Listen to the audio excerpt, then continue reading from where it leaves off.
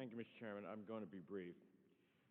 We all know why we are here today at an in-person business meeting in the middle of a pandemic, at an in-person business meeting that has no urgency, an in-person meeting where we do not have clear answers whether any senators or staff should be in quarantine due to exposure to Robert O'Brien, who recently tested positive for COVID-19.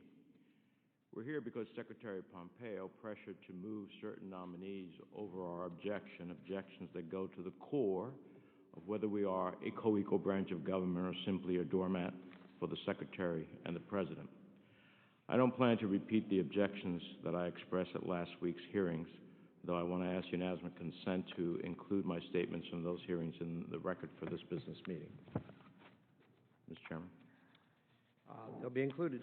I do not run for office to fight over nominations. I don't believe any of us did. I ran for office because I believe in service, because I want what is best for the government, for our country, and for the American people. And I know that all of you share those motivations regardless of whether we agree on specific outcomes. Along with so many of you, I fervently support a highly functioning and robust State Department led by qualified and suitable Senate-confirmed officials, a State Department that is capable and empowered to project American diplomacy and to advance our national security interests. But I'm also realistic. I understand that this vision is incompatible with this President and his administration, and that the committee has been unwilling to advance this vision during the 116th Congress. While I look forward to supporting a majority of the nominations on today's agenda, I must conclude by noting with regret that today's meeting, and particularly the inclusion of Mr. Billingsley, does not do justice to the Senate, the Constitution, or the American people.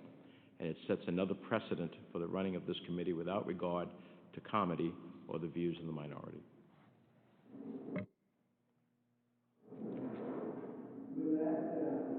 With that, we will proceed to the agenda.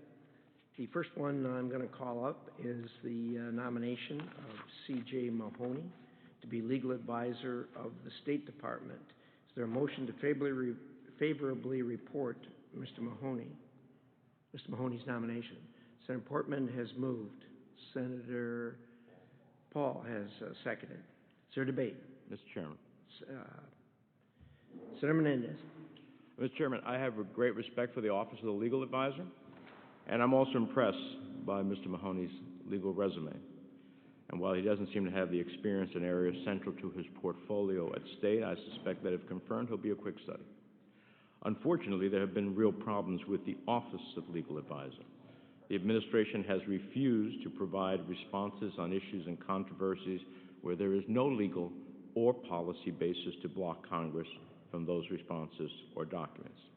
If confirmed, I expect that Mr. Mahoney will live up to the affirmative answers that he gave to me at his hearing, in which he agreed to make himself available to members of the committee and staff to answer questions and engage on matters of substance in an open and timely fashion. With that expectation and the expectation that we will receive certain documents before his confirmation vote on the Senate floor, I intend to vote yes for him today.